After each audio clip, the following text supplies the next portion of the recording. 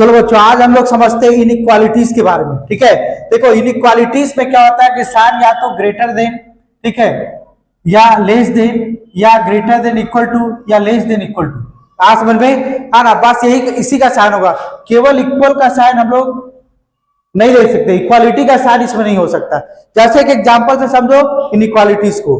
जैसे कि मान लो हमारे पास 200 रुपए है ना, 200 रुपीज है का नोट है, और हम लोग को क्या करना है कि चावल खरीदना है, चावल का पैकेट खरीदना है, और एक चावल का पैकेट का दाम मान लो कि 30 रुपया है, सपोज करो कि 30 रुपया। ठीक, तो हम लोग कितना खरीदेंगे?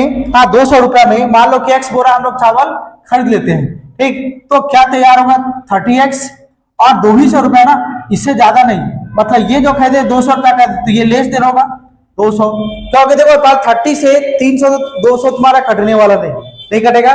तो पूरा का पूरा 200 का नोट हमारा इसमें मतलब 200 रुपया नहीं लग सकता यदि हम पूरा का पूरा पैकेट यदि खरीदना चाहे तब। आज समझ में? तो देखो पहला ये इनइक्वालिटीज निकला। दूसरा कंडीशन दिखाते हैं। मान लो कि हम लोग को पेन और प्लस पेंसिल खरीदना है, सपोज करो, ठीक है, और हमारे पास 200 रुपया का फिर से नोट है। ठीक, तो देखो ये मान लो कि एक्स है, मान लो कि पेन जो है तुम्हारा ये मान लो सपोज करो कि 20 रुपए के हिसाब से मिलता है, और ये मान लो कि मिलता है मान लो 5 रुपए के हिसाब से।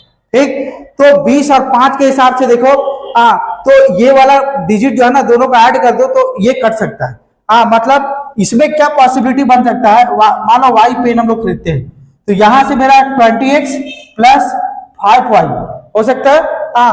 तो ये क्या हो सकता है?